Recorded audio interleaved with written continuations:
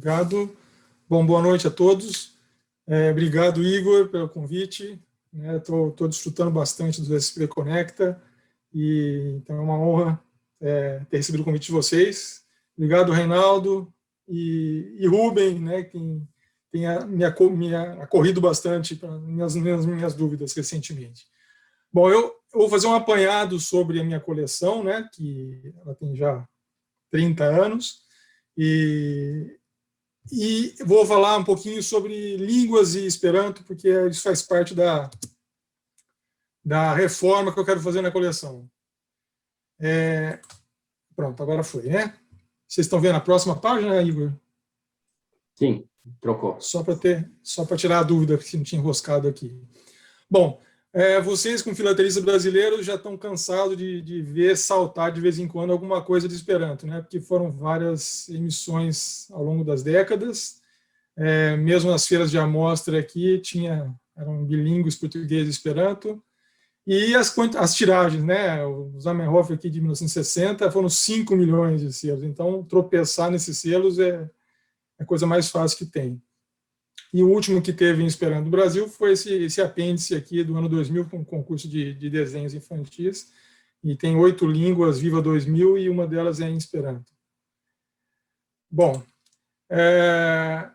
e aí estão também dezenas e dezenas de carimbos brasileiros, até os famosos coloridos da Abrapex 38, a Exposição Filatélica Internacional, Correio Brasileiro, em Esperanto. E os célebres também inteiros postais turísticos, dessa série roxa e a série marrom, que são bilíngues, português e Esperanto, e foi uma moda na época, porque muitos países fizeram isso nos anos 30, de colocar inteiros turísticos com os textos nas duas línguas.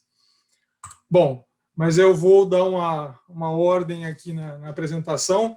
Eu vou falar um pouquinho sobre línguas em geral, porque é um tema que não sei se todo mundo está acostumado, mas para vocês verem os aspectos que alguém que fala Esperanto tá ligado, e depois vocês verem concretizado isso na coleção, e como eu consegui traduzir isso na coleção.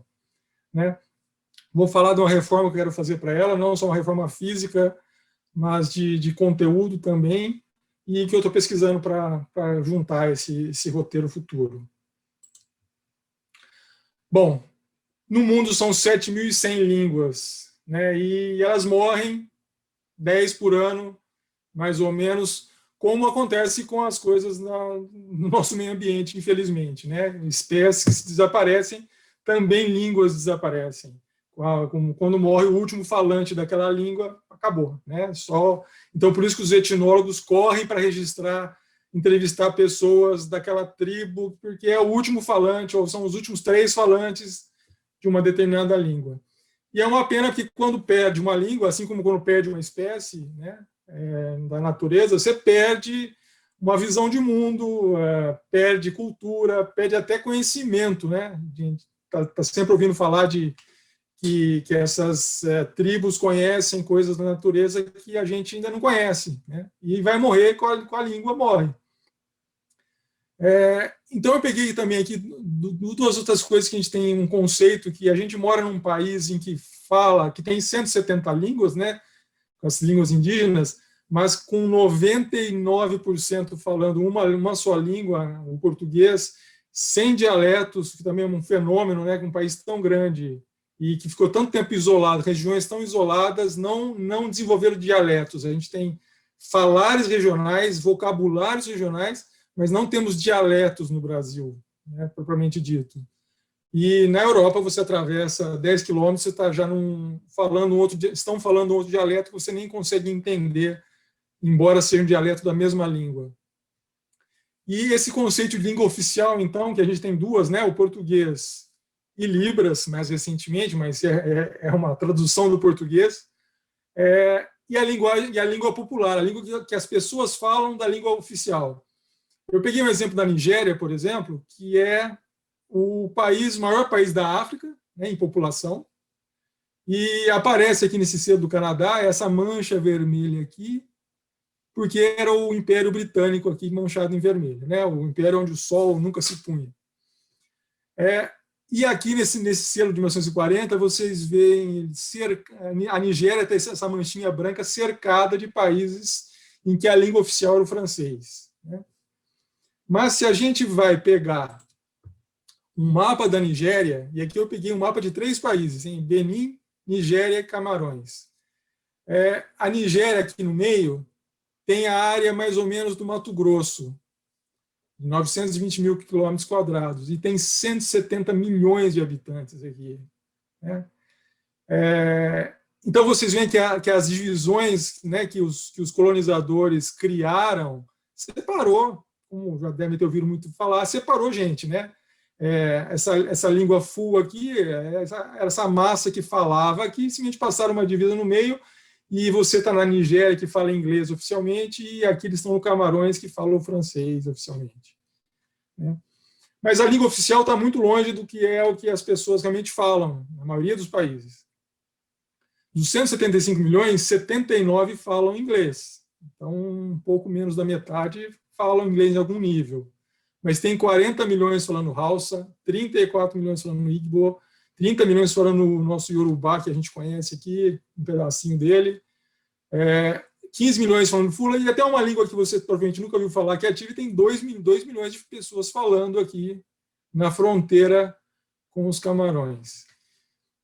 E são outras 500 línguas. Se a gente, no Brasil, com 170 línguas indígenas que ainda sobrevivem, e a gente vê muito pouco, né, sobraram praticamente só nos nomes das localidades e as pequenas reservas que a gente tem, a Nigéria tem 500 línguas pequenas.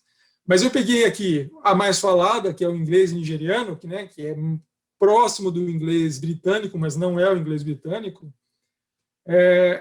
E então, ainda assim, ela é dividida em 4 níveis, né? As pessoas não falam, 79 milhões não falam no mesmo nível. O nível 1 é o nível Pidgin. Pidgin é um conceito de que as pessoas, no lugar de muito movimento, acabam aprendendo uma palavrinha ali, uma palavrinha aqui, mistura com a palavra da outra língua e é para funcional, né? Básico mesmo. E é a língua do dia a dia para muita gente que não foi educada a falar inglês na Nigéria.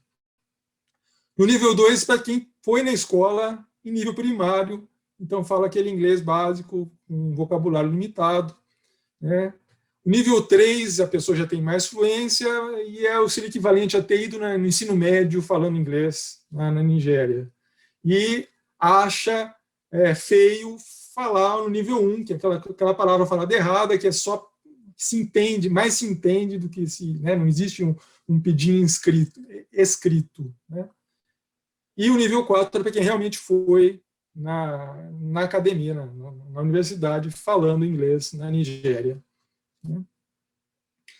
Então, isso daqui somado não dá 175 milhões, que obviamente muita gente que fala Hausa também fala inglês, e às vezes mais de uma, né? Porque vocês veem que é um contínuo aqui, não são fronteiras de uma língua para outra. E essa realidade de você falar em casa uma língua, falar na rua outra, falar no trabalho uma terceira, é a realidade de mais ou menos 60% da população mundial. A gente é uma exceção, né? Num país grande falando uma língua só, na prática, né? E então essa soma aqui não vai dar 175 milhões, porque tem gente que fala 2, 3 línguas. Bom, o fato de falar uma língua em casa e na rua falar outra, e no trabalho falar uma terceira, leva a alguns problemas que a gente não tem. A gente conseguiu uma universalização da educação primária aqui no Brasil, mas tem países que as pessoas lutam para ser educadas ou ser alfabetizadas na língua materna, né?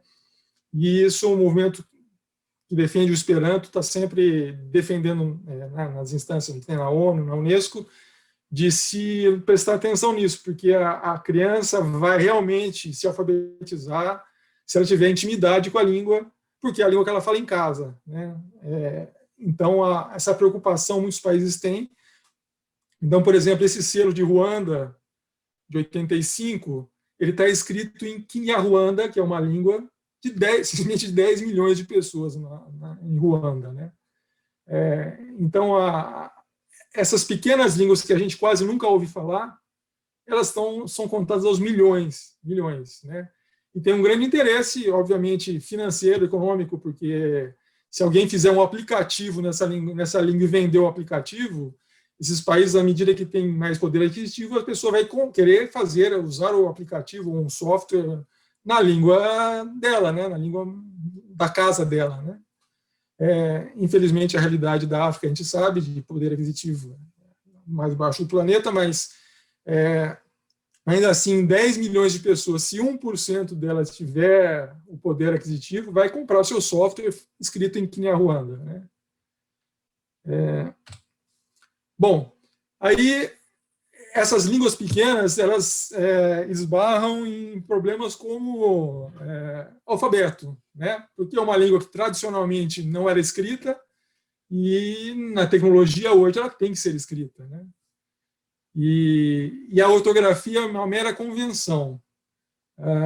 Essa é uma brincadeira que o George Shaw popularizou, ele não inventou, mas popularizou, que no inglês ele queria reformar a ortografia do inglês, que é bem maluca, né? E ele queria que fish se escrevesse desse jeito, com o F de enough, esse O de women e esse TI de nation, né? Então aqui você vê fish, né? Para tirar um sarro de como é maluca a ortografia das línguas.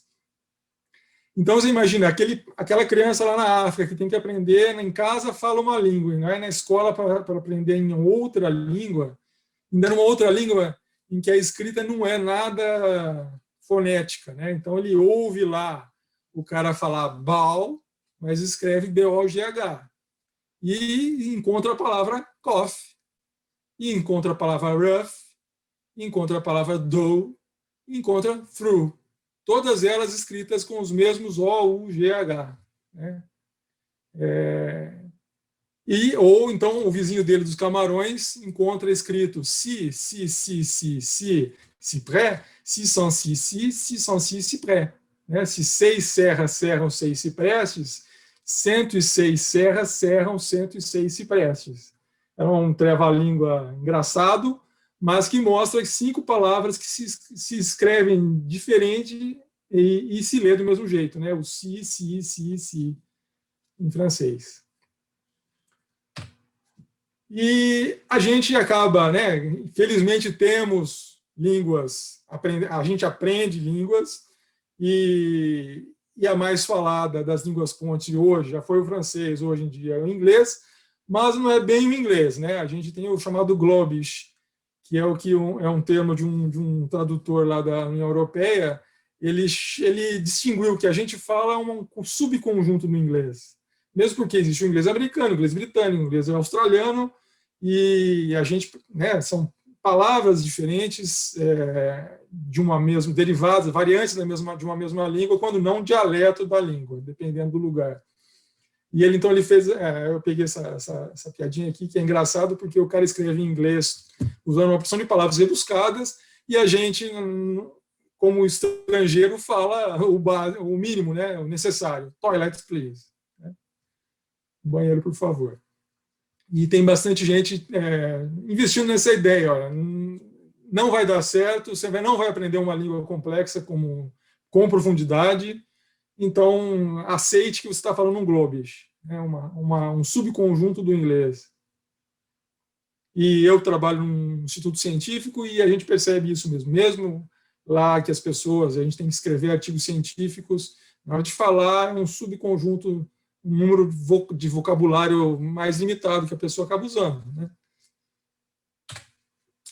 Bom, língua também é um elo de ligação, né? Aqui a gente sempre ouvindo os selos das emissões que Portugal e os países de língua portuguesa, os PALOPs, estão sempre emitindo para lembrar que a gente fala português junto com 8 outros países como língua oficial. Ainda que alguns deles também sejam naquela condição, a língua oficial é o português, mas no povo 50% fala português, os outros entendem, olhe lá. Então tem aqui a União dos Países de Língua Portuguesa, a União de Países de Línguas Túrquicas, né? O Azerbaijão fez um congresso aqui, a União Ibero-Americana é política econômica, mas também o que liga é a língua, né? E a francofonia dos países que falaram francês. E eu achei esse daqui recentemente, da frisqueria.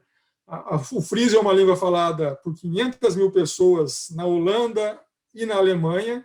Então, originalmente era uma região só e separou, né? Quando os países se consolidam na fronteira, separa um conjunto de pessoas que falavam frísio, que falam frísio. E aqui ele aparece a associação frísia, falando em 3 dialetos diferentes, né? Que é o problema das línguas pequenas também.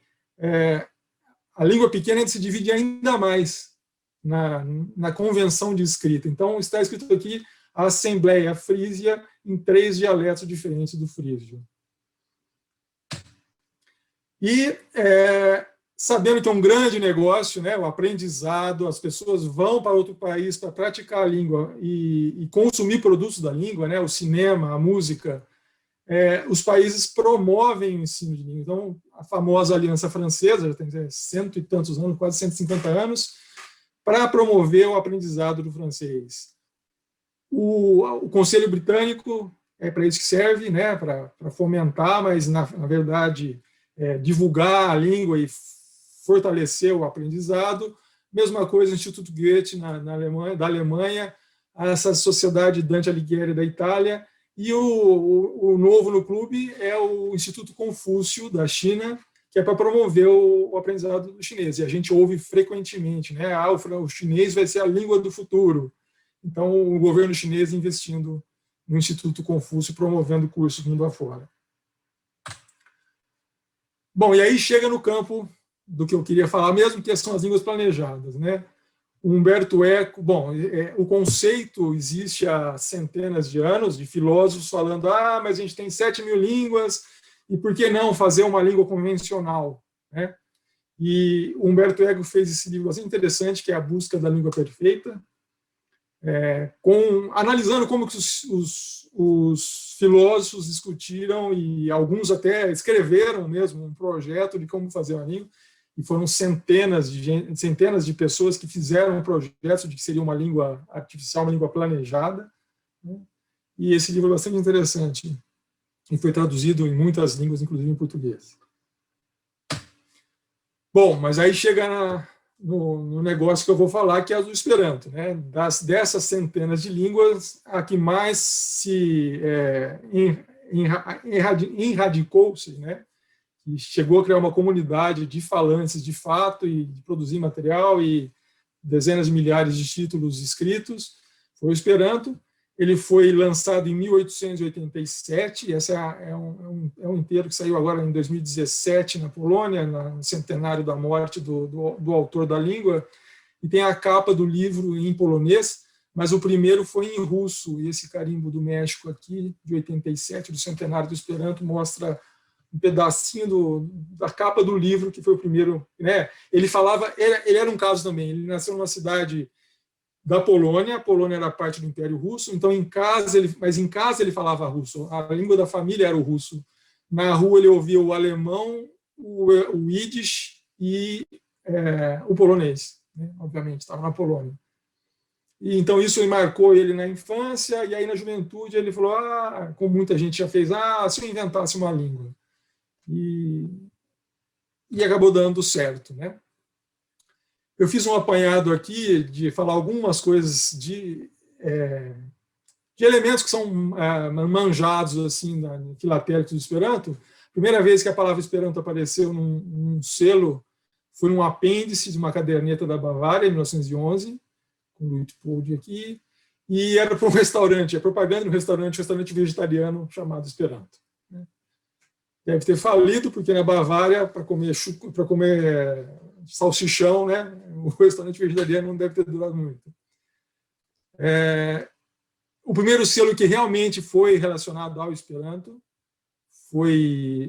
existe um congresso de uma sociedade de Esperanto, então a palavra Esperanto aparece lá na União Soviética também, mas sobre o Esperanto em si foi em 27, nos 40 anos da publicação da língua, e eu tenho essa variedade famosa aqui do medalhão invertido. E esses selos de 300, esqueci qual que é a unidade, da Iugoslávia, de 1953, dinares, é o selo de balcão assim, o mais caro, né? Ele é vendido a 90 euros, 100 euros, tem gente vendendo 150 euros. De vez em quando você encontra uma pechincha queimando por 50 euros, porque é um valor facial muito alto, né, de correio aéreo, e esse daqui era o de porte interno, de 15, e ele era 20 vezes mais. Então, encontrá-lo realmente usado de verdade, eu vi poucas vezes, uma carta registrada pesada para a China, né, porque eles estão 300 dinares, era um valor bastante alto de face. O primeiro comemorativo foi em 1912, em Cracóvia, né, na Hungria ainda, num congresso de Esperanto. Os congressos de Esperanto são bastante populares e anualmente acontecem, porque é um festival, né? Então as pessoas vão para assistir peça de teatro, para ouvir música, para assistir cinema em Esperanto. E esse congresso mundial reúne assim, umas 2.000, 2.500 pessoas por ano, sempre no país, desde 1905. E eu tenho na coleção esse do 10º Congresso, que seria em Paris, 1914, mas vejam a data, 2 de agosto. A França declarou guerra no dia 1º de agosto, ela entrou na Primeira Guerra Mundial. Então, eles tinham montado lá no Congresso um guichê do Correio, e durou 2 horas, fecharam o guichê, cancela o programa, fecharam as fronteiras, então quem estava lá, os estrangeiros foram expulsos, quem estava para entrar no país, para chegar no Congresso, foi barrado, porque a fronteira tinha fechado. Então, são poucas peças que receberam o carimbo do 10º, muito simples, né, mas o 10º Congresso Internacional de Esperanto, e a gente conhece este, que eu tenho, mais 3, são conhecidos, né, podem ver aí, mas com colecionadores conhecidos, são 4 que a gente conhece. Então, o congresso aconteceu em 1905, né? Esse é um cartão da época, o primeiro congresso mundial, 700 pessoas foram à França, então o autor da língua aqui saindo, de um teatro de Boulogne-sur-Mer. E eu pensei só uma coisa aqui interessante, porque nessa história toda de congressos, anualmente, é um dos maiores congressos regulares no mundo internacionais, porque você faz congresso com 10, 15 mil pessoas, mas a cada 3, 4 anos. Esse congresso tem 2.500 pessoas todo ano num país diferente. Então, aqui uma propaganda, aqui está o Adenauer, né, o famoso ministro da guerra, e ele era prefeito de Colônia, aqui uma propaganda convidando para o Congresso Universal de Esperanto em Colônia, 33, e o que acontece justamente em 33 é que o partido nazista vence, e ele foi afastado, e o prefeito de Colônia saudando o Congresso de Esperanto, né? Uma peculiaridade ele com a abraçadeira aqui já bem no começo, e é uma peculiaridade que ele não fala a palavra Esperanto, ele faz um discurso no Congresso de Esperanto e não fala a palavra Esperanto. Vocês estão aqui, vocês estrangeiros, bem-vindos, e não usa a palavra Esperanto. Porque o Esperanto era mal visto pela ideologia deles, né? No Mein Kampf, no livro do Hitler, no famoso livro, ele fala que o Esperanto é uma língua de judeus e comunistas, né? E mais ou menos nessa linha era o primeiro-ministro daqui da Áustria, e esse cara era o preposto do nazismo na Boêmia, que foi assassinado, e ele era o chefe da SS. Só que do lado de lá, o Stalin falava que o Esperanto era uma língua de cosmopolitas burgueses, né? de burgueses. Então, nem os inimigos do Esperanto entendiam o que é o Esperanto, né? O Salazar fez bastante, assim, não foi obviamente, tão feroz como os outros, né? Porque muita gente foi para o campo de concentração, mas punha bastante restrições ao Esperanto, e o Ceausescu, na Romênia, também fez. Então, como eu disse para vocês, os congressos de Esperanto acontecem anualmente. Em 19 foi em Lahti, na Finlândia, seria em Montreal 2020, em Belfast 2021, só que a Covid cancelou esse, e agora há poucos meses cancelaram em Belfast, porque não ia dar condições nem de as pessoas viajarem, né? A gente não pode nem entrar na Europa, né? Nós aqui do Brasil, por exemplo. Então, eu sou bastante reticente quanto ao uso de selos individuais, mas em Montreal 2020, quando eles cancelaram o Congresso, produziram esses selos individuais personalizados, e em Esperanto tudo vai acabar bem, tudo irá bem, né? Então, pelo significado histórico, né, da Covid e Esperanto, um congresso anulado, estou considerando esse selo personalizado aqui. E no ano que vem deve acontecer o Congresso de Montreal. Bom, mas agora eu vou para a coleção mesmo, depois dessa introdução. Ela chama-se Babel Seja Destruída, porque, como todo mundo sabe, Babel é o maior símbolo de línguas, né? Na Bíblia, no Velho Testamento, fala que os homens se reuniram, construíram uma torre para chegar no céu, e aí Deus, vendo que ia dar certo, falou: vou jogar línguas lá neles para eles não se entenderem e não terminar o projeto. Esse mito de como as línguas surgiram existe em várias culturas. Para nós, o mais forte é Babel, né, para nós do Ocidente, mas muitas culturas têm hipóteses folclóricas de como surgiu as línguas, essa diversidade de línguas. Então, aqui tem uma loja de discos na França, línguas especiais, provavelmente disco especializado em língua estrangeira, e alguns países que fizeram representação.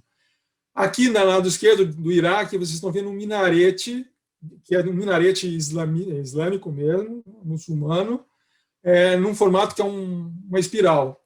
E um zigurate, uma base de uma construção que foi mais alta, mas que sobrou só a base, né? Então, essa mistura de zigurate com minarete acabou inspirando os artistas a pintarem. Aqui é o Bruegel. O Bruegel tem duas telas com a Torre de Babel, e nas duas ele mais ou menos se inspirou numa mistura dessas duas coisas. Aqui na base está um zigurate e ele termina como se fosse esse minarete de Samar famoso, né? E aqui o que seria esse zigurate nesse bloco do Iraque com Saddam Hussein. Bom, a coleção, obviamente, nasceu num lugar. Eu estava no lugar certo, né? Quando fui aprender a filatelia temática, eu estava no CTC, cheio de feras da filatelia temática, então eu pude aprender, resolver muitas dúvidas de um filatelista temático, e ela participou de muitas exposições entre 90, quando eu fui na SFNUP, ainda com Lauro Natali, até eu ter a satisfação de ter posto ela participar em duas FIP, em 2001 e 2007, e aí eu dei um tempo porque ela precisava de uma reforma, né?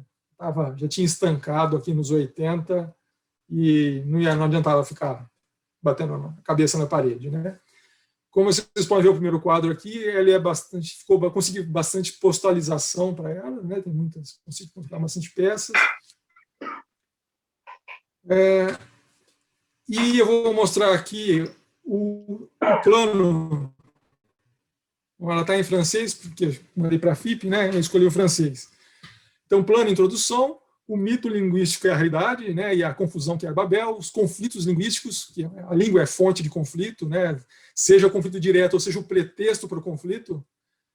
Por exemplo, na Bélgica, que é um país em que as duas línguas, né, ou três línguas, convivem bem economicamente, mas tem um ódio contido, porque nas divisas das comunidades eu vi gente pichando a placa numa língua, chega na outra, pichado na outra língua. Então tem uma certa... A língua talvez seja só o pretexto, né, para esses conflitos. A língua ponte mais influente foi o latim, que a gente convive com ela até hoje, de várias formas, né, e outras línguas ponte. E a diplomacia, que afinal de contas a diplomacia é feita com língua, né, entender o que o outro quer dizer. Aí tem, então, o título do livro lá do Eco, A Busca da Língua Perfeita, os filósofos, os projetos na teoria e os projetos na prática. Esses daqui não são muito fáceis, porque poucos chegaram a ser práticos mesmo, e filatelicamente menos ainda, né? Depois eu falo para o Esperanto, que, afinal de contas, a coleção aqui versa sobre o Esperanto. Na introdução eu explico. Então, eu falo do autor, da língua, da criação da língua, a gramática. Vou mostrar para vocês depois, que eu usei peças para mostrar a gramática, e o uso do Esperanto de várias formas e o movimento que advoga o Esperanto. A montagem, eu olho hoje, 30 anos depois, essa aqui é uma reforma que foi feita mais ou menos em 2003, mas eu ainda acho que ainda está marcada no tempo, né? Eu já teria feito diferente hoje. O próprio título, que Babel seja destruída, dá margem à interpretação. E recentemente tenho ouvido muita gente falar assim, o título é importante, cada vez mais importante o título. E Babel seja destruída pode dar uma impressão que quem fala Esperanto quer acabar com a diversidade, quer ser a língua única. Aliás, esse é o preconceito maior que existe em relação ao Esperanto, que as pessoas, que a gente quer que se fale apenas uma língua. E longe disso, é justamente seja só a segunda, ou a terceira, ou a quarta língua das pessoas que já têm uma língua, mais de uma língua até, localmente, né? Então, eu estou para reformar e o título vai mudar, não vai ser mais Babel. Então, eu tenho aqui uma página que eu pincei assim para mostrar a Torre de Babel, né, onde ficava, tem detalhe aqui, tem uma Torre de Babel nesse bloco de Israel. Na literatura, criação de línguas ou língua artificial na literatura, o Júlio Verne fala que no Nautilus falava-se uma língua que as pessoas eram de várias origens da tripulação do Nautilus. O Dante fala que encontra o Nimrod, um personagem bíblico, ele fala, é por causa dele, ele está aqui no inferno, por causa dele que as línguas são tantas e tão diversas, né? E o Ravel, por exemplo, tem um romance em que ele inventa uma língua planejada, uma língua burocrática. Então, tem algumas páginas que eu dedico a isso. Eu pensei aqui só algumas amostras. Aí depois tem a página que eu falo sobre o Zamenhof, sobre o autor do Esperanto, né, o Zamenhof, e aí vocês vão reconhecer bastante, já devem ter encontrado muitas vezes esse carimbo, ou as variedades, né, que nesses 5 milhões de selos tem variedade de picote deslocado, de dobradura no papel, de emenda de bobina. Bom, e na Rússia também, variedade de papel. Depois, como eu disse para vocês, eu consegui muitos inteiros postais. Como eu disse para vocês, nos anos 30 virou moda colocar inteiros com a legenda, inteiros de turismo com legenda na língua local e em Esperanto, e eu tinha muitos, eu falei, como eu vou usar isso em matemática? Aí eu pensei aqueles que eu podia explicar a gramática, né? Porque a gramática do Esperanto tem 16 regras, então todo substantivo termina em O, todo adjetivo termina em A, e o plural é feito com J. Então, o Nua Congresso de Croatai Esperantistoi. Então, eu pincei esses inteiros, de amostra aqui, de espécime, e para destacar palavras e falar, olha, essa palavra está assim porque é assim, o Esperanto trabalha com prefixos e sufixos, então essa palavra está escrita desse jeito por causa disso. Essa série aqui, por exemplo, dos anos 40, 39, 40, de inteiros da Holanda, com fotos de moinhos de vento em papel fotográfico, belíssimos. Tem textos grandes, então deu para explorar de tudo na língua com esses textos aqui dos inteiros. Bom, aí eu pincei lá uma outra página que eu falo sobre publicações, são franquias de revistas em Esperanto, e a gente tem uma antiga nossa aqui, o Brasil Filatelic, e ele fala aqui em francês, nessa cinta, que é uma revista filatélica e esperantista, né? Era de um pioneiro do Esperanto em Porto Alegre, Benjamin Camozato, que foi presidente da Sociedade Filatélica, e ele tinha uma revista. Já em 1903, ele tinha uma revista. E aí tem feiras de amostra, né, que também é outra moda que existiu nos anos 30, 40, de feiras e mais feiras. Tem um perfil aqui da feira de Reichenberg, que usava o Esperanto. E paridade da nossa feira de amostras, né? Essa saiu em azul aqui, é de 36, é raro fizeram em azul, sendo que azul já tinha sido em 35, e a cor 36 que era definitiva. Esse par aqui é interessante porque esse aqui é um daqueles cheques do correio, né? Envelope para cheques postais, e que o Correio da França vendia o verso para publicidade. Então tem um concurso que o prêmio é participar do Congresso do Esperanto em Estocolmo, em 34, e eu consegui uma peça em que usaram como carimbo de recepção o carimbo do Congresso em Estocolmo, provavelmente como favor, né? Foi lá e levou, mas é o carimbo do Congresso, numa carta foi para lá. Aí está aquele carimbo que eu falei para vocês, o primeiro carimbo comemorativo, né, falando sobre os congressos, explicando como é um congresso esperanto. E o presidente do congresso foi um cientista famoso polonês, né, o Otto Buivid. E aqueles selos e a peça, aquele carimbo que durou muito pouco, com a história da Primeira Guerra Mundial.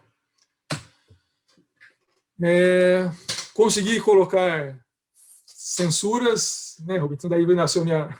Quando eu estava procurando as coisas, foram vendo cada vez mais, eu consegui encontrar uma censura, uma ou outra, e aí nasceu depois a ideia de ter uma coleção de censura em Esperanto, depois. E essa é a peça mais importante, eu diria, porque não é muito comum de se encontrar, catalogada e tudo mais, mas não muito frequente. Nesses 30 anos eu só encontrei esta para a venda. Em que, em 1940, em abril de 40, numa disposição que o governo da Alemanha fez sobre comunicação, ela baixou uma portaria em que algumas línguas artificiais, estenografia, entre outras coisas, não seriam permitidas, né?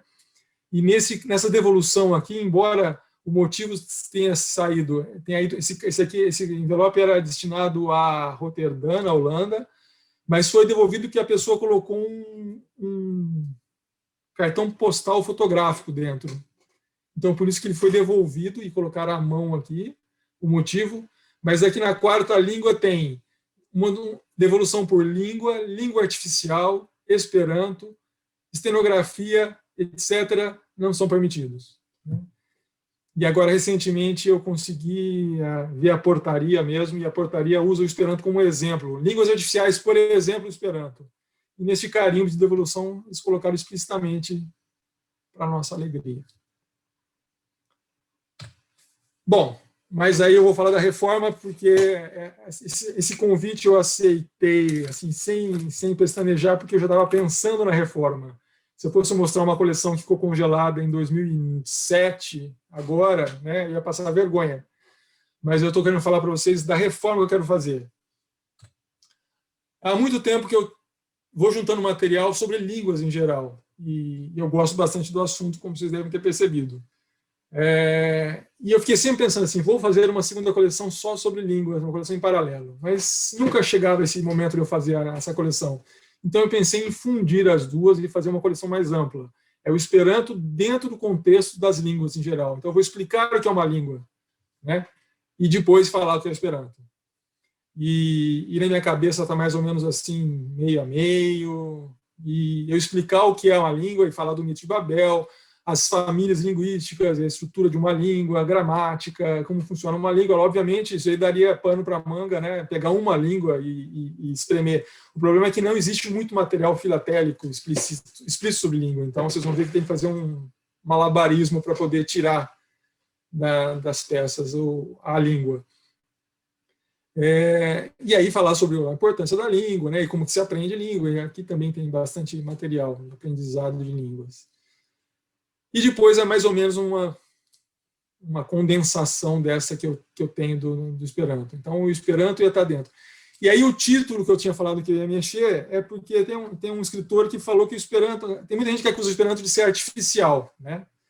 Embora a língua que eu fale diariamente com os meus filhos e tudo mais, tem gente que acha que por ser uma língua artificial que seria engessada e artificial. E aí tem um escritor que falou, não, mas o Esperanto é como se fosse um jardim. Um jardim é feito de coisas naturais, né? A menos que um jardim de plástico.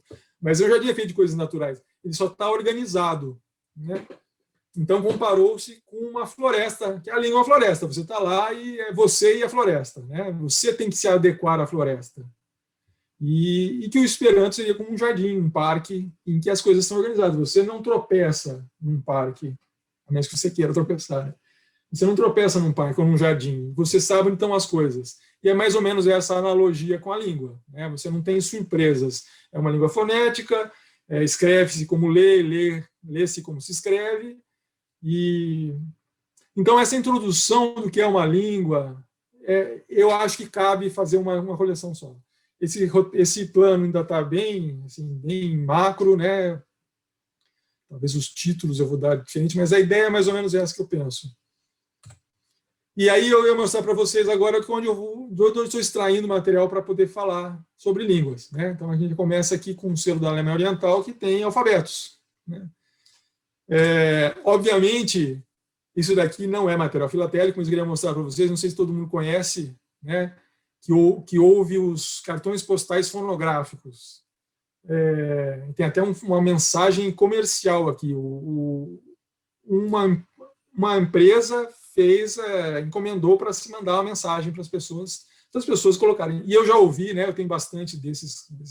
Eu gosto de cartões postais também, tem bastante fonográfico, eu já ouvi, e ele toca um gramofone, toca tranquilamente. Esse editor aqui da Inglaterra, ele tinha muita coisa encalhada. Então vocês veem que não estava nem um pouco preocupado com a imagem, era só mandou estampar um disco, uma música, que cabe uma música, cabe uns 3, 4 minutos aqui, com mensagens fonográficas e vendia em pacotinhos de 4. Então esse é um envelope que atende 4 cartões. Bom, infelizmente não tem nenhum inteiro postal que eu conheça que tenha recebido isso, né? Essa aplicação oficialmente. E também estou aí pensando como ele falar, porque afinal de contas as línguas de sinais são uma língua também, né? Tanto é que é uma das 2 línguas oficiais do Brasil, Libras. E para minha surpresa agora eu estou vendo que até tem algumas coisas que são coincidentes, né? Ficou convencional, ficou internacional. Eu te amo, ser esse gesto, né, com a mão. Então, mas ainda estou vendo como vou encaixar isso no plano também, porque não dá para abraçar tudo na língua. Mas aí, depois de ter assistido a apresentação do Evair, e agradeço ao Evair pelas dúvidas que ele me tirou recentemente, eu falei, nossa, finalmente vou poder usar, porque há muitos anos eu esperava encontrar um Vimeo com a Torre de Babel, por exemplo, né? Já que tinha bastante gente no Oriente Médio, um wiregraph com uma Torre de Babel desenhada, mas nunca encontrei. E aí eu falei, agora como língua dá para nadar de braçada, né? E eu pensei, por exemplo, esse poeminha bem engraçado, bem interessante, e eu pensei em puxar para explicar o que é etimologia, né? Que a gente fala palavras que eu estou falando aqui com vocês, são palavras que têm 50, 100, 500, 1000 anos, né? A língua é formada por isso, por esse arcabouço de palavras de muitas idades diferentes. Então eu pensei aqui palavras do final dos versos aqui. Então Paul, né, de amigo, de origem cigana e foi adotado mais ou menos em 1886, né, e significa irmão em romani, que é a língua cigana mais conhecida. E o Guy, que a gente ouve o tempo todo, só tem 200 anos no inglês, porque antes tinha até um outro significado, era mais ou menos o Judas. O que a gente fala de malhar o Judas, na Inglaterra se faz queimar o Guy Fawkes, que foi um rebelde de 1600, mas começou a ter uma conotação aí, cara, mais ou menos em 1800 só. Então, ela é bem nova, uma língua. Gall é até mais velha, ela entrou em inglês, que é uma corruptela de girl. A pessoa, né, dependendo da região, falava Gal. E aí virou Gal, significado para mulher, para menina, para moça. Né? E assim, Christmas e couple e dad e tudo mais. Então, eu pensei que é um jeito de eu explorar, né, um Vimeo bonito e adicionar informação temática de línguas. Esse eu não tenho ainda, espero encontrá-lo. Esse é muito engraçado, né? Porque your engineer sends you o seu engenheiro está mandando, aí faz o japonês falar Merry Christmas, né? Escrito errado, porque é Merry Christmas, mas eu posso explorar e mostrar que aprendeu uma língua, por causa da fonética diferente, né? Totalmente diferente do japonês. É até folclórico a gente ver a gente imitar um chinês, imitar um francês, imitar um alemão falando errado, né? Então, isso aqui é uma das raras possibilidades que eu pensei de mostrar que uma língua não é fácil, né? Foneticamente, especialmente, não é fácil. E esse daqui eu consegui também, recentemente, é um exemplo de pidgin. Pidgin é aquela que eu falei para vocês, num porto, a pessoa começa a aprender uma língua de um, uma língua do outro. Aqui no Caribe tem muitas línguas que nasceram assim, do português, do francês, do inglês, em que era só para o operário lá do porto funcionar na outra língua. E essa língua, então aqui fizeram um Vimeo em que o cara coloca já recheado de palavras do havaiano no meio da frase. E tem um glossário aqui embaixo, que cau é comida, que nani é bonito, né? E o arines é as mulheres. E o cara escreveu aqui no meio, para mostrar que ele está aclimatado já. Ele está escrevendo está até esquecendo de escrever o inglês completo e fazendo já um pidgin, né? Quando um pidgin fica tão forte no local que começa a nascer criança que fala na língua local, aí era a chamada língua crioula. E Aruba tem um papiamento. O papiamento é um dos casos famosos de língua crioula, que é a língua do povo. E nasceu, tem muita coisa parecida com português, né? Escucha, do espanhol, escirbe, mas lá já como é a corruptela, o escribir ficou esquirbe. Falar é papiar, então papiamento é a nossa fala, né? Nos papiamento, a nossa língua. Bom, então eu estou pegando exemplos do que eu vou desenvolver depois e ver o que dá para fazer com tudo isso, né? Bom, aí línguas quer dizer, escritas das mais diversas, isso daí é até simples, né? Tem muita coisa dedicada. Nas Filipinas, tem escritas antigas, as artísticas, né, do árabe, e aqui também tem 3 línguas, aqui do Império Otomano, tem escrito esse daqui é da Rutélia, que era um pedaço que corresponde aos Balcãs.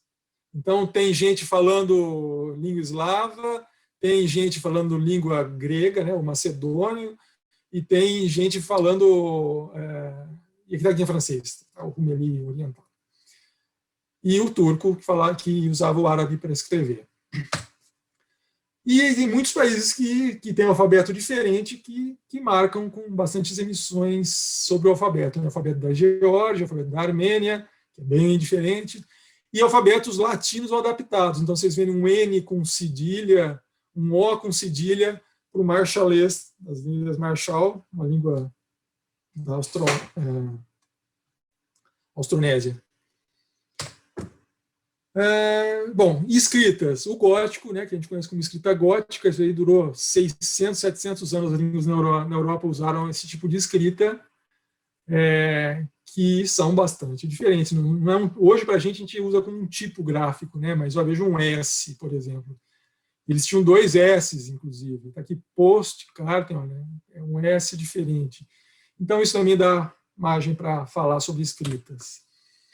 E aí, língua e identidade. A gente se identifica como língua, né? A gente fala português e a gente fala, eu falo português brasileiro, não um português qualquer, é um português brasileiro, embora seja só uma variante. E eu comecei a reparar, por exemplo, Filipinas. Até 1898 era a Espanha que dominava lá, e tem emissões escritas Filipinas.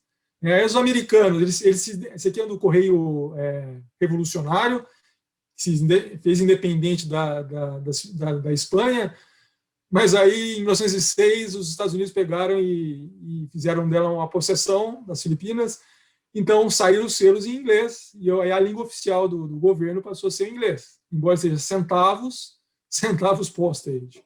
Né? Porque são as ilhas das Filipinas, em inglês. O japonês tomou posse lá por 2 anos, invadiu e começou a fazer selos das Filipinas em japonês. Quer dizer, se tivesse ganho a guerra, provavelmente os filipinos hoje estavam falando também japonês. Até que em 46, eles, depois da guerra, fizeram independente. Nesse inteiro postal aqui, que eu pus um fragmento, fiz uma coberta, uma janela aqui, está escrito já em Tagalog, que é a língua mais falada nas Filipinas pelo povo, né? República Filipinas. Em alguns países era mais forte isso. Então, por exemplo, essas emissões dessa possessão, que era um escritório inglês, o Bornéu do Norte aqui, já saíram os selos em chinês, né? Está aqui o número 12 centavos em chinês. Isso daqui é escrito em caracteres do árabe, mas não é árabe, é uma língua local que adotava o alfabeto árabe para escrever.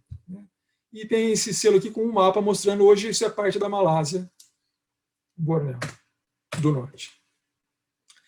Quando um país fica livre, a primeira coisa que eles fazem é emitir selos, né? Enquanto não sai o selo, a Irlanda conquistou esse status de autonomia, de Estado livre, já fizeram uma sobreimpressão com o Estado Livre da Irlanda em 22 e Governo Provisório da Irlanda em irlandês em 22. Agora, essa língua dos milhões que eu estava falando, essa língua dos indígenas, dos autóctones, que são milhões e centenas de milhões de pessoas, elas mal chegam nos selos, né? Então, eu estou vendo agora que, quando eu vou pesquisar, é muito difícil encontrar. Encontrei aqui uma língua indígena do Canadá, que ainda não identifiquei qual que é nessa emissão. Tem aqui essa língua do Transqui, do Níger, está escrito na lousa em língua local. E expressões regionais, né? Guernsey fica entre a Inglaterra e a França, uma das ilhas dos Canais, e fizeram uma emissão com o francês local lá, que na verdade é o Guernsey, é uma língua local que derivou do francês, mas aí vocês imaginam que um bonjour virar bonjour, é como se a gente olhasse e falasse bom dia, né? Só que é na língua, é uma língua, o Guernsey virou uma língua de Guernsey. E eu peguei aqui para falar, como eu vou explicar que são famílias linguísticas. Aqui o Pacífico coalhado de ilhas, né, é um exemplo claro de isolamento. Assim como uma espécie vegetal ou animal fica isolada e só aquela ranzinha só acontece naquela ilha. As línguas a mesma coisa. Imaginem há 1000 anos atrás ir de uma ilha para outra a viagem que não era, né? Então, eu peguei aqui Tonga, que mal aparece aqui nessas ilhas. Tonga já aparece aqui nesse selo. E aqui aparece as ilhas de Tonga. Isso daqui dá, olha, 3 graus, dá mais ou menos quase 400 quilômetros aqui de distância de uma ilha para outra. Então, essas ilhas pequenas foram desenvolvendo línguas. Elas são parentes, são até semelhantes a algumas palavras, mas são mas se tornaram outra língua. Então, aqui a classificação é que nem a taxonomia de animais ou de plantas, né? A família, né, do gênero malaio, da família, da espécie, até chegar no filo, depois até chegar na espécie. Então, aqui comecei a encontrar exemplos quero ver o que é um samoano. Samoano encontrei pelo menos um brasão, né? Em Tokelau é uma outra língua, não é a mesma língua, embora seja semelhante. Já em Nauru, já não é considerado Polinésia, é Micronésia, é outro ramo da família. E, infelizmente, esses países muito pouco publicaram na própria língua, né? Agora, recentemente, que tem a Semana da Língua em Niue, 16, aí começaram a fazer emissões para valorizar a língua local. E eu dei um estalo quando eu vi um desses selos de toga, que na verdade é Tonga hoje, né? Esse toga é de 1920, mas em 1897 já tinha a preocupação de colocar o valor do selo na língua local, talvez para promover a alfabetização na língua local. Então, você está vendo aqui o Taha é 1, o A é 2, Tolu é 3, então daria quase para contar de 1 até 10. Aí eu comecei a ver que, embora essas outras ilhas não tivessem emitido selos com a língua local, eu comecei a encontrar sobrecargas com a língua. Então, você vê que naquela família é muito parecido. O Taha virou Tai, né, em Rarotonga, nas Ilhas Penry é Tai também, em Niue é Taha, embora seja outra língua. Então, eu comecei, o Ua virou Rua, em Rarotonga, que é nas Ilhas Cook. Então, eu acho que eu consegui fazer uma explicação do que é as línguas, família de línguas. Ou então explicar a gramática, né? Tem aqui a Sophie Scholl, fazendo 100 anos agora, do nascimento dela, e explicar que em alemão todos os substantivos são letra escrita maiúscula, mesmo no meio da frase. Tag é dia, Tod é morte, mesmo sendo substantivo comum, é escrito com letra maiúscula. Ou falar dos países que têm mais de uma língua oficial, né? A Sérvia e a Croácia falam duas línguas que, na verdade, são uma língua só, um escrito na prática é como se fosse uma língua só, um escrito em cirílico e a outra escrito em caracteres latinos, né? Então, são tratados como uma língua só, o sérvio-croata. E a Bélgica, bom, e aí tem um monte de exemplos, né? Em francês, em holandês, em alemão, esses inteiros de 98. Mas também dá para pensar daí que o fato de ser do mesmo país, até a língua influencia o jeito que a pessoa pensa. Em holandês, aqui, esse formulário de mudança, um inteiro, que é para você avisar seus amigos que você mudou de casa. Em holandês e em alemão, está escrito mudado, mudou. Né? Já o francês pensa diferente, é um novo endereço. Né? Então, que mesmo sendo no mesmo país, a língua molda o jeito que a pessoa pensa. E tem os famosos, né, vocês já viram, foram décadas que essas emissões da Bélgica tinham um talãozinho em que você autorizava o carteiro a entregar a carta no domingo, ou não, temos que guardar o domingo, no domingo, dia santo. Né? Então, eram duas línguas, né, e depois virou três, com o alemão também virou uma língua oficial da Bélgica. Bom, aí tem a Finlândia. Na Finlândia é interessante essa peça, porque ela tem até os carimbos têm os três nomes das cidades, né?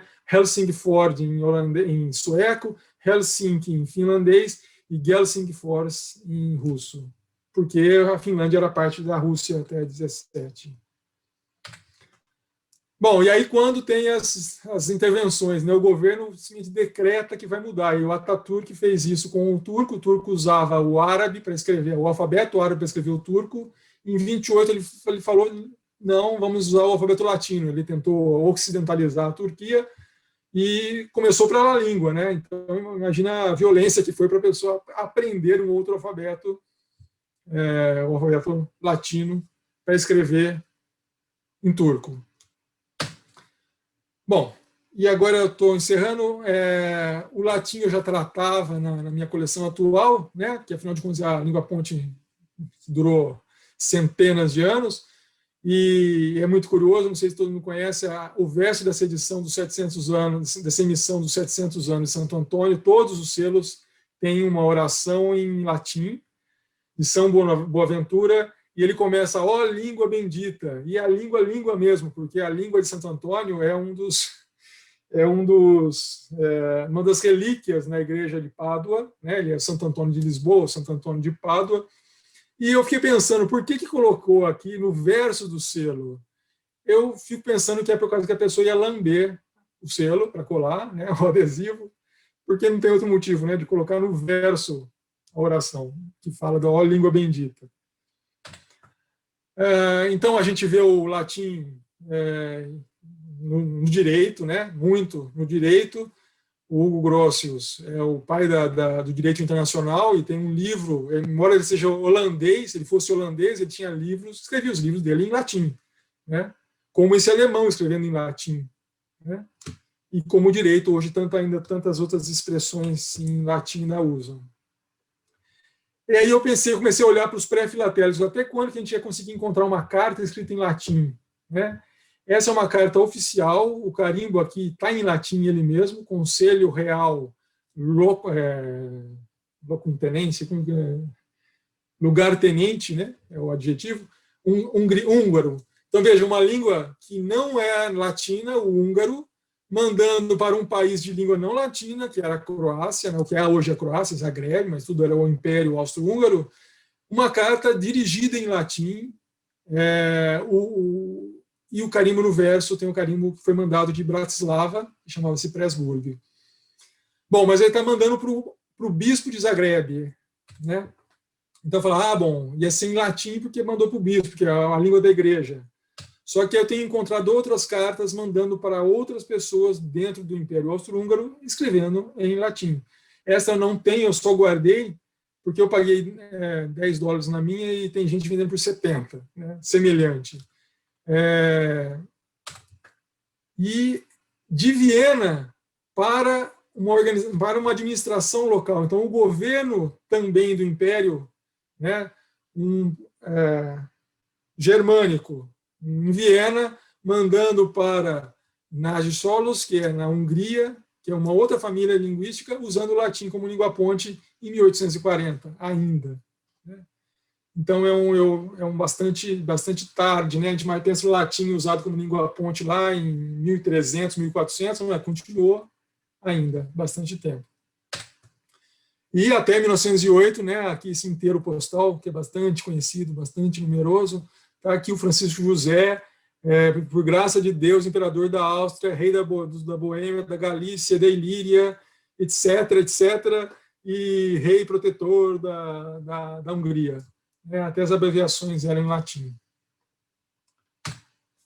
Bom, e aí, como eu disse lá atrás, encontrei tanta não, não é tão fácil, mas encontrei ao longo dos anos censura postal, cartas em Esperanto censuradas, que eu comecei recentemente, conversei com o Reinaldo, aí o Reinaldo achou que podia dar caldo, aí me passou para o Rubem viu, achou que também dá caldo, e eu vou fazer agora a primeira coleção de um quadro que eu tenho, vou colocar agora na exposição, só com correspondências, explicando o contexto, né, essas correspondências em Esperanto sendo censuradas entre 1915 e 1982, aí em uns 20 países, mais ou menos, que eu já consegui essas. Então, para o meu público, né, para quem gosta de Esperanto, vai entender o que é a censura postal, usando o Esperanto como mote. E é isso, gente, que eu tinha para lhes dizer hoje sobre Esperanto. E línguas. Obrigado, James. Muito bom. Muitíssimo obrigado. Gente, se alguém tiver pergunta, algum comentário, por favor, tá aberto. Primeiro, parabéns, James. Obrigado, Hélio. James, é fascinante, cara. Fascinante a temática, fascinante aí o teu domínio também das línguas, né? E aí vem, em função disso, até vem uma curiosidade. Você profissionalmente mexe com essa parte de linguística? Não, eu sou programador, então eu tenho que ler bastante. Uhum. Tenho que ler bastante. Falo um pouco, às vezes, que a gente... Uhum. Eu trabalho no laboratório síncrotron, né, no síncrotron brasileiro. Uhum. E é um clubinho pequeno, né? São 30, 40 síncronos no mundo. Então, a gente troca muita figurinha com outros. Então, uso a língua desse jeito. Você também, durante a apresentação, você falou uma coisa que me despertou curiosidade. Você falou que em casa você pratica o Esperanto, é isso? Porque eu conheci minha mulher falando Esperanto. Né? E aí a gente pensou, quando a gente casou, falou assim, então, agora quando a gente vai viajar, ou recebe alguém em casa, algum estrangeiro que fala Esperanto, os nossos filhos vão ficar boiando. Né? Então, a gente aplicou, eles são bilíngues, eles são adolescentes, né? Meu filho acabou de fazer 18 anos, e eu nunca falei em português com eles, e a minha mulher fez essa ponte, né, de transferir o português, e eu, obviamente, e eles chaveiam com a gente o tempo todo, né? Tem seus benefícios também, né? Porque o bilinguismo acaba facilitando a aprendizagem de uma terceira, quarta língua. Né? Eu tinha uma preguiça absoluta para línguas. Até quando eu entrei na Unicamp, 18 anos, eu tive uma preguiça absoluta para língua. Eu vou aprender espanhol, que é o mais parecido. Né? Mas depois despertou em mim o gosto pela coisa. Muito, muito bacana. Acho que essa nova proposta que você traz aí com a sua seleção temática é fascinante, cara, é absolutamente fascinante, né? Essa questão do estudo das línguas, ela é absurdamente bacana. E assim, é claro que eu ando meio afastado do mundo temático, mas eu não me lembro de alguma outra coleção com esse tipo de abordagem, que tem essa informação. Você já viu? Eu tenho medo de acabar resvalando para coisa fácil, né? Pega lá, só porque está escrito lá em cima, outra língua, pronto, está na outra língua. Eu pensei em tentar assim, tirar conteúdo do negócio, né? Eu explicar o que é gramática, o que é um gerúndio. Legal. E uma última questão é que, dentro daquelas línguas, que você chegou a falar aí no meio do caminho, não sei exatamente qual o termo que você usou, mas línguas criadas, não sei se foi isso que você falou, línguas artificiais ou planejadas. Isso. Não pode esquecer do Klingon, né? O Klingon. Você sabe que é muito difícil encontrar, não tem nada filatélico de Klingon, né? Pois é. Tem Klingon é uma língua, acredite se quiser. Eu já, inclusive, já fiz aqui um cursinho breve, obviamente, na terceira aula eu desisti. Qual é a língua? Sério o negócio, né, cara? Qual é a língua? Klingon. Klingon. Star Trek. Só para quem assistiu Jornada nas Estrelas. Né? Pois é. Mas é uma língua formal, ela existe, ela tem toda uma estrutura linguística, ela tem dicionários, ela tem gramática, e ela tem um monte de gente que pratica, efetivamente. Tem curso no Duolingo. Eu acho eu queria realmente... colocar, eu dediquei algumas folhas lá, línguas que são artísticas apenas, só existe na obra, né? No Nautilus, no 20 mil léguas submarinas. Se tivesse o Klingon, tivesse algum elemento, quando tiver, né? Não duvido que vai ter logo mais. Aqui, eu tenho um material aqui filatélico da Jornada das Estrelas, vou ver se tem alguma coisa em Klingon. Se tiver, faço questão de mandar. Eu acho realmente Macedo. Tá sem som, Macedo. Sem som. Tá sem som. Tá mudo? Macedo, tá sem som. Tá mudo? Sem Aparece... som de novo. Entra pelo celular. James, deixa eu fazer uma pergunta. Há muito tempo atrás, antes, logicamente, do incêndio que teve lá no Museu da Língua Portuguesa, fiz uma visita lá, eu ouvi um pessoal falando que a língua que se perde, até fizeram uma pergunta, qual que é a língua que se perde com o tempo? Formal ou a dia a dia, né? E por minha surpresa falaram que é aquela do dia a dia que se perde mais do que a formal, porque está registrado. O formal está registrado. Então, esqueci que eu ia perguntar, caramba. Oh, meu Deus do céu. Posso aproveitar, enquanto você está lembrando, posso aproveitar e só fazer um parênteses? O Esperanto contava sempre com gente alfabetizada, né? Não existe analfabeto falando Esperanto. Bom, os meus filhos ou as famílias no mundo que ensinam Esperanto em casa, é lógico que a criança é analfabeta até um tempo, né? Até ela pegar o livrinho e começar a ler um livrinho infantil em Esperanto, ela é analfabeta. Mas, em princípio, todo esperantista é alfabetizado, né? Então, nesse sentido, garante a transmissão, né? Então, você falou também na tua exposição que se perde em torno de 10 línguas por ano, né? Por ano. E estão correndo atrás para poder tentar manter essas línguas que estão se perdendo, né?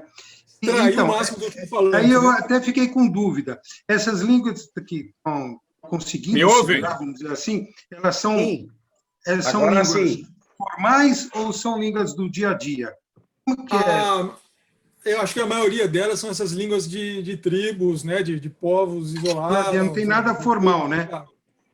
Que não tem nem escrito. O cara vai lá e vai entrevistar o último falante para registrar. Essa é a maior preocupação que eles têm, né? Entendi. Porque se você for pensar assim, eu vi uma lista, agora eu esqueci de pegar esse número, mas se você for pegar assim, línguas que têm mais de 1 milhão de falantes, elas são 300 ou 400 dessas 7.000, né? E tem que ter uma massa crítica para poder ter editora fazendo livro, né? E a Microsoft fazendo o Word na língua dele, né? Tem que ter uma massa crítica. Que ele não vai fazer, o empresário não vai fazer isso para 15.000 falantes, né? Claro, claro. Então, existe um site bastante legal para quem gosta de língua chamado Ethnologue, ethnologue.com ou .org. Eles têm um catálogo de línguas lá. Você vai ouvir música, você vai ver entrevista com falante, e tem muitas línguas lá, daquelas que é a última velhinha no Alasca que falava aquela língua. Agora me tira uma curiosidade. Quantas línguas você fala? Bem, nem o português, como vocês viram, né? Mas você não fala mais nenhuma língua? Fala Esperanto, cara. Quem fala Esperanto fala um monte de outras coisas. Eu gosto bastante do francês, que vocês viram que eu escolhi o francês como você fala inglês, fala francês, fala Esperanto. Já tive que interpretar no México, eu tive que interpretar de espanhol para um japonês em Esperanto. Então eu tinha que ouvir o cara que não falava Esperanto falando espanhol, e eu tinha que interpretar para o japonês. Aí eu comecei a dar valor no trabalho do intérprete. Esses caras que trabalham em conferência, 10 minutos depois você está arrasado, a cabeça impressionante. Imagina. Macedo, vai lá. Agora está todo mundo me ouvindo? Agora sim. Pô, eu vou chamar isso de boicote, mas tudo bem. Que apoio. Primeiro, voltando ao assunto que nem o Rubem estava colocando, eu queria lembrar que também R. Tolkien criou um idioma em Senhor dos Anéis. Bem lembrado, vou falar disso. Muito bom. E você sabe por quê, Reinaldo? Eu conheço a história da criação dos livros, não do idioma. Mas por que ele inventou de colocar uma língua lá? Não. Porque ele falava Esperanto na juventude. Olha aí. Percebeu que era legal fazer uma também, né? Na verdade, a história dos livros é uma competição religiosa entre o Tolkien, entre o Lewis e o autor da Bússola de Ouro, né? Então, é Nárnia, Senhor dos Anéis e a Bússola de Ouro, porque se você olhar, os três passam por uma divindade maior. Então, em que pese todo mundo ficar vendo só o lado de guerra ou o lado bucólico do filme, principalmente do Nárnia, os filmes, todos eles são religiosos. Mas vamos lá. Não, na verdade, eu queria primeiro parabenizar, dizer que eu daqui de todo mundo, acho que tenho chance de conhecer você há mais tempo. O James é um talento natural. E conheço, então, a Babel Seja Destruída desde que a Babel ainda estava no subsolo. E a observação que eu queria colocar é que eu acho o título da coleção muito bom, porque obriga a pessoa a ir ler a sua introdução para efetivamente saber do que se trata a coleção. Então, naquele momento que você fez a discussão do título, eu sou fã do seu título desde que você o concebeu lá atrás. Então, eu não mudaria, não. Concordo. Eu manteria o título e, quem sabe, buscaria uma forma mais prática de esclarecer a coleção na folha introdutória, porque o título vai despertar sempre para a pessoa entender qual é a tese que você está defendendo lá dentro. Então, acho o seu título fantástico. Então, você permite? Eu acho, mas eu fiz quando tinha 18 anos, né? E com cabelo branco, você sabe, vem outras coisas também. Eu fiquei pensando... eu já estou sem cabelo, James. Ele dá margem à dúvida, né, Reinaldo? Então, a margem da dúvida eu acho fantástica, por isso que chama atenção. Vai chamar a atenção e a pessoa vai ter que ler exatamente a sua introdução e a sua coleção para ver qual é a defesa que existe. Então, esse lado interrogativo que existe do título, que será que isso quer dizer? Até porque Babel Seja Destruída, num primeiro momento, não leva ninguém a lugar nenhum. Então, eu gosto, e se tivesse que ter uma posição dos sem cabelo, já que os seus são brancos, eu manteria o título. Se eu tratar de línguas e continuar chamando Babel, tá de bom tamanho também. Né? Tá de bom tamanho também. Mas isso não impede você pegar a estrutura da coleção tal qual você tinha e inserir esse lado gramatical, que antigamente não tinha. Eu acho que cai muito bem dentro da coleção isso. E inédito, bastante inédito. Porque eu expliquei a gramática do Esperanto, né? Isso já desde a primeira versão da coleção lá em 90. Uhum. Mas agora eu quero fazer isso com, né, extrair mais das outras línguas.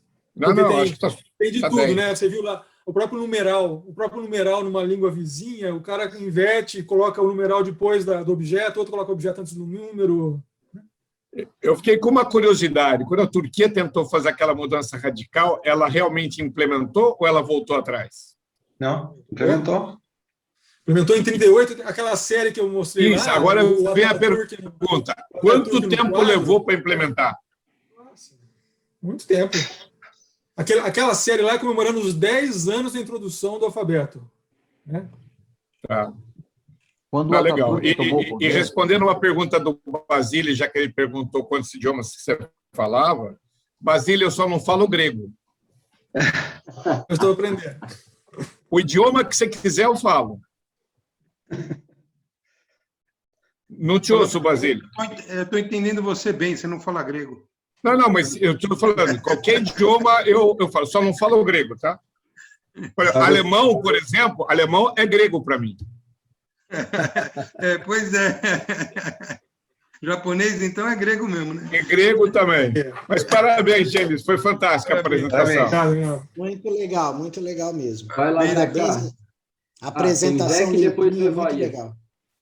Então, com a mão levantada. Ian estes freneseta quinabo. Sete oculo malazatas. Lihaves. Bom, você estava falando aí, né, que as suas crianças, né, quando você alfabetizou, eu sou fã desse personagem, né, tive muito Viraldo, e eu não podia deixar de ter Laquinabo. E maluquinho esperando. Muito bem. Então, eu estava lembrando, naturalmente, então, né, já tem. Eu tinha colocado aí que no início dos anos 80, eu morava lá em São Paulo, também tinha meus 18 anos aí, e lá no MASP, eles começaram, eu participei, trabalhava na Paulista, então tinha um curso lá de Esperanto, né? Mas, realmente, eu não lembro nada, já comecei a fazer de inglês, de espanhol, mas eu só domino 2 línguas, né? O português e o caipirês. Então, o resto, para mim, é tudo grego. Daqui a pouco o Tony sai da reunião, pô. Tá todo mundo falando mal do grego, tem um grego na sala. Pô, daqui a pouco ele desliga e vai embora. Não, pelo menos eu vou me entender com um monte de gente. Todo mundo fala grego? Eu ainda, né, como grande parte aqui, tive francês no 5º ano, em 1975, da 5ª série, né, era o francês depois que vem, então alguma coisinha a gente vai entendendo tudo, né, um pouquinho de cada. Mas, assim, nossa, eu quero te parabenizar, né, eu estou aqui como professor e vendo isso aí, quer dizer, é um super professor, quer dizer, o estudo que você teve, né? O quanto não é só juntar as peças, né? É toda a pesquisa, tudo que você passou para a gente, né? Então, eu falei, nossa, e quanta coisa, né, que a gente não faz ideia. Então, quer dizer, como uma vez eu montei um trabalho lá na escola, né? O mundo cabe num selo. Quer dizer, então, tudo, quer dizer, você vai falar do Esperanto e qualquer coisa, você conta a história, mas através da filatelia a gente tem como mostrar, né? Quer dizer, você mostrou peças aí, né, super interessantes, então, é mais mesmo para te parabenizar, olha, fiquei encantado com tudo isso aqui, né? Então, você está de parabéns. Era isso. Então, eu posso dizer em Esperanto, Dankon. Obrigado. James, tenho certeza que o professor Lawrence ficaria encantado com essa tua coleção, com o trabalho de divulgação do Esperanto. O professor Lawrence ele era tcheco, né, James? E morou aqui no Rio Grande do Sul durante muito tempo. Ele veio com a guerra, morou em alguns outros lugares do Brasil. Eu o conheci com uns 3 anos, acho que foi assim, poucos dias ou poucos meses antes do falecimento dele. Eu era pequeno. Ele morreu em 57, acho que foi. E era um gênio nas línguas, tem alguns livros escritos, apesar de que a gente até já falei com o James ali, a didática não era, naquele tempo não era assim tão fácil, né? O aluno tinha que correr atrás do livro, né? Não o livro correr atrás do aluno. E eu tenho até 2 livros autografados por ele, para o meu pai, ele era grande amigo do meu pai, e eu conheci pequeno. E era um grande divulgador também da língua. Certamente ele estaria fascinado com essa tua coleção, com a divulgação e com o trabalho, né, de pesquisa. Obrigado, amigo. Temos o Evair, depois João Tiago e Henrique.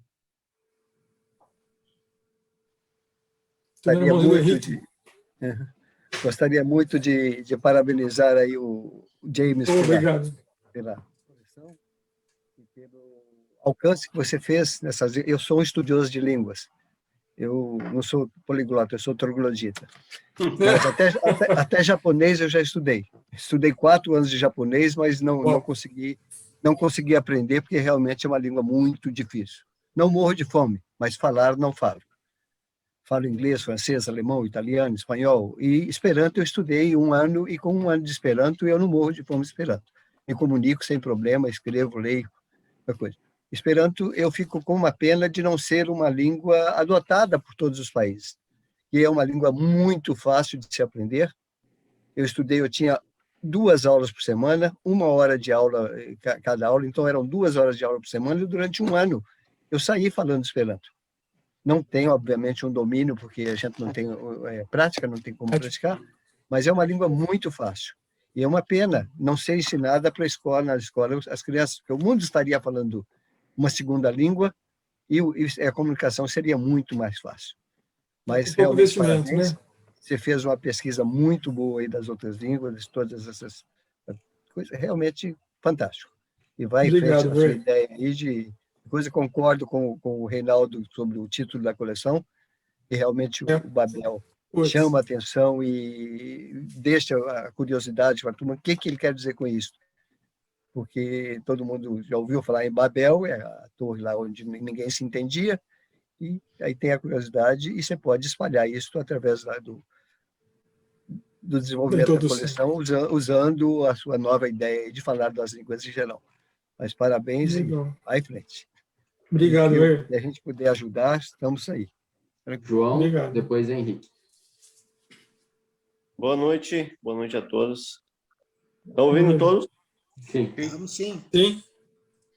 Bem, eu quero parabenizar, né? Eu acabei chegando do plantão atrasado e vi, acho que metade da palestra, mas parabéns. Alguns meses atrás eu comecei a vasculhar a internet, eu coleciono alguns temas, os maquins, faróis, escotismo e xadrez, e me deparei com o Esperanto. E achei muito interessante. Aí até estou começando a estudar, e realmente é fantástico. E eu encontrei a coleção do James. Aí disse, como é que eu vou entrar em contato com esse camarada?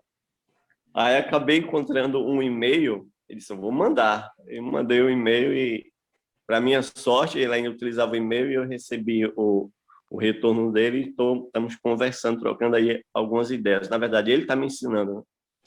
Então, eu quero parabenizá-lo pela palestra, foi fantástico, é realmente um tema fantástico, muito interessante e, sem dúvida nenhuma, transmite um conhecimento muito maior para todos nós. E a filatelia é isso, uma passagem de conhecimento realmente. E eu tenho só uma curiosidade. Carimbo eu sei que tem bastante. Selos, em média, mais ou menos, quantos selos, direto e indiretamente, nós temos aí relacionado ao tema Esperanto? Tem uma ideia? Esse catálogozinho aqui, olha, Catálogo de Esperanto e Postmarco. Ele é de 1990, né? Mas tem bastante informação. O chinês que fez, ele tem aqui uns 40... Não, tem quantos aqui? 120 páginas. E ele foi atrás de tiragem, e desenhista, né? Esse aqui é o selo da China, inclusive, de Esperanto, o mais famoso, né? Que também fizeram simplesmente 28 milhões de selos. Na China, tudo. Eu diria, João, uns 100, 120. Né? Legal. Esse catálogo parou em 1990. Né? Agora, a nossa liga lá na Itália tem o CD, né, com os complementos que foram sendo feitos, né? E agora entraram os selos personalizados. Eu não gosto de personalizado, né? Mas tem gente que gosta, né? Então vai entrar no catálogo lá também os personalizados, que é justamente o que eu critico, né? Que o cara faz o personalizado, faz 5. Tem um cara que faz 5 selos lá, uma folhinha de 15 selos, e a gente não quer nem sabendo que existiu, né? Verdade. Mas Henrique obrigado. Cruz. Obrigado, é um prazer conhecê-lo, vê-lo agora pessoalmente, né? Nós estávamos só no e-mail, né? É verdade, prazer. Oi, James. Bom, parabéns pela palestra. Para mim foi muito elucidativa, principalmente a questão das línguas. Devido a um contato somente com línguas indígenas, por causa do meu trabalho com museus, inclusive aqui no Nordeste, em Pernambuco, tem o único grupo indígena do Nordeste que tem uma língua própria, que são os Funiô, em Águas Belas, que falam Iatê. Eu tive a oportunidade de estar lá em Águas Belas e ver os indígenas falando Iatê.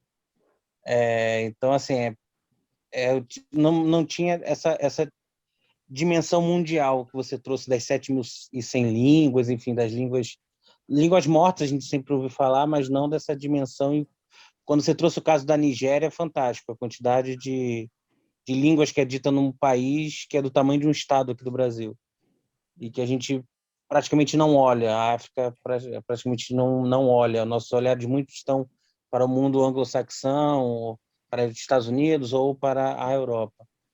Mas eu queria tirar uma dúvida com você com relação a aqueles carimbos inteiros postais que, quer dizer, tem carimbos que eu já vi, carimbos mecânicos do Brasil, que tem em português Esperanto, e você falou dos inteiros postais, não só no Brasil como no mundo.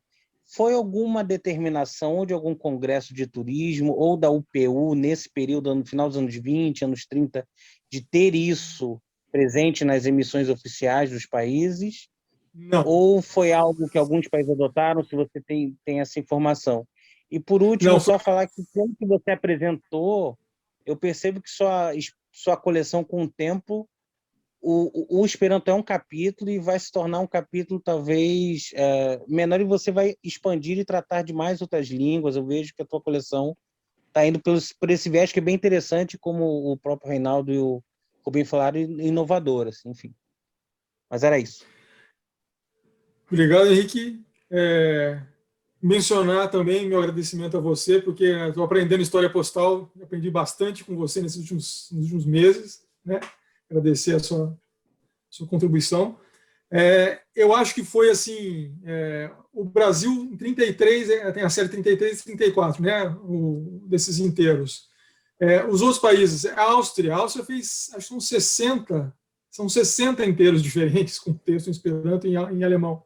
Liechtenstein, a Holanda, eu acho que simplesmente viram, um país fez e propuseram para o Correio Local, e o Correio Local abraçou e fez, porque não tinha nada supranacional que fosse influenciar assim, né? Eu acho que foram os falantes Esperanto locais que fizeram esse lobby.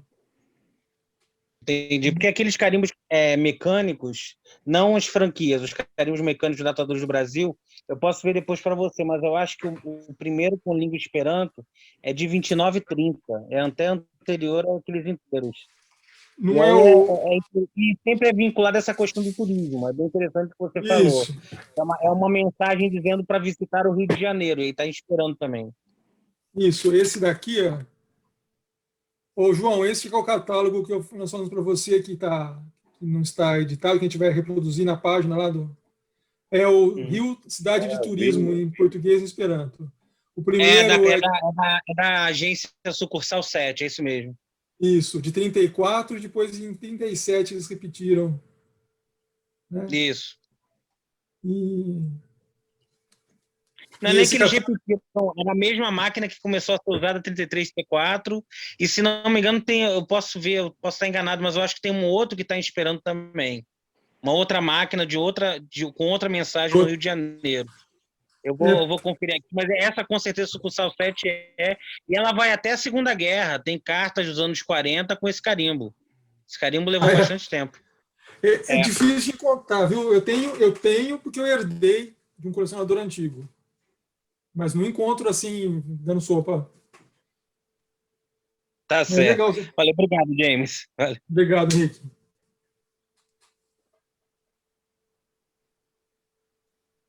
Mais alguém com alguma pergunta?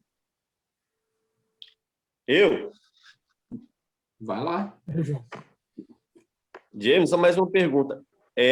As peças que você conseguiu ao longo dos anos, foi com um comerciante específico ou você foi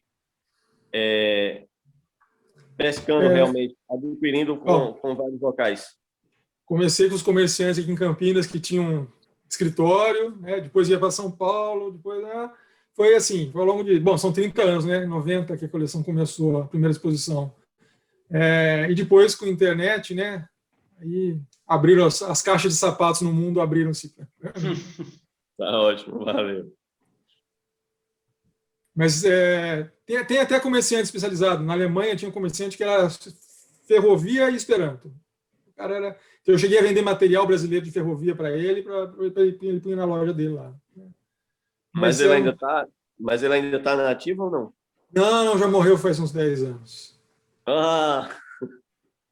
Aliás, ele era falante de uma derivação do Esperanto. O Esperanto teve um cisma em 1907 e saiu uma outra língua com um Esperanto simplificado, que na verdade é um Esperanto afrancesado, que se chama Ido, IDO, né?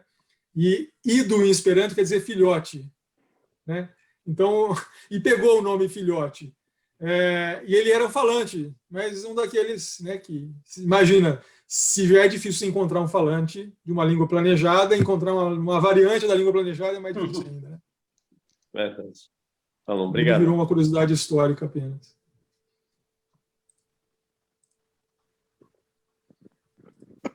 James, essa última folha que você apresentou na coleção, da tua coleção de censura, é a que vai vir para a Brapex? Se tiver um quadro na Brapex, vai. Boa, tem. E vai cartão postal. Também. Boa. Aí. Já temos 8.726 coleções. Olha que bacana. Coitado do jurado. O James já pôs 2 aí, Miguel. 2. Então, eu já estou aqui anotando. Não esquecerei. Muito legal. Parabéns. Eu gostei muito da apresentação limpa, né? Uma apresentação bem bacana, assim, que as imagens ficaram muito bem destacadas, né? Então, a língua, eu sou monoglota, né? Só falo português também, malo-malo, mas a gente vai, ao longo dos anos, vai aprendendo outras línguas. Eu, francês, por exemplo, eu me lembro até hoje que a minha professora falava para mim, fermez la bouche, s'il vous plaît, sempre, era o tempo todo. Então, vocês veem que é de antigamente já que eu falo. Essas conservou. Eu gravei, essa aí eu gravei até hoje. Significa que você não era nada caladinho nas aulas. Não, aliás, até hoje, né? Então, tá bom. Parabéns. Mais alguma pergunta, algum comentário? Só uma coisa. Só aí, parabenizar o James, excelente apresentação, show, uma aula. Muito obrigado. Só uma questão, gente. Hoje, no Brasil, se o camarada quiser alguma coisa em relação ao Esperanto, como é que fica a difusão do Esperanto? Bom, sempre dependeu, né? Eu mostrei lá, as grandes línguas têm um governo por trás, né? Ou governos por trás bancando a coisa. O Esperanto sempre foi de boca em boca, de associações, clubes de Esperanto, né? Então, existem clubes de Esperanto no 150 países e muitas cidades do país, né? Mas, por exemplo, esperanto.com.br ou esperanto.org.br são páginas, algumas das páginas que tem curso, que fala onde encontrar curso local, né? Quiser curso presencial. A internet deu um grande impulso para o Esperanto, né? Eu, por causa da minha profissão, eu tive um e-mail em 1992. Meu e-mail vai fazer 30 anos, meu primeiro e-mail. Né? E logo encontrei, tinha gente já de universidades que tinham um e-mail nessa época, e a gente já tinha associações de Esperanto pela internet. Tá bom. Então, isso teve um grande impulso, né? Os congressos que foram cancelados, todos eles viraram congressos com 2.000 pessoas, assim, no Zoom. Parabéns, viu? Muito obrigado, bom. Hélio. Obrigadão. Bom, James, muito obrigado. Muitíssimo obrigado pela aula que compartilhou com a gente hoje. Obrigado também a todos que estiveram aqui presentes e que nos prestigiaram. E já deixo aqui o convite para a próxima terça-feira, às 8 horas, a gente vai receber a Cibele Barbosa, conversando com a gente sobre documentos de história africana e afro-brasileira, da carte de visite ao cartão postal. Ela foi uma indicação do Henrique, lá de Recife. Ela é doutora em História pela Universidade Sorbonne e pesquisadora da Fundação Joaquim Nabuco, assim como o Henrique também. Então, ela vem bater um papo com a gente, uma historiadora, conversar um pouquinho com a gente sobre o estudo dela de cartões postais e iconografia em materiais postais. Tá bom? Muito obrigado, James. Muito obrigado a todos mais uma vez. Obrigado. Valeu, James. Parabéns. Saúde. Parabéns, James. Um abraço a todos. Saúde. Boa semana a vocês.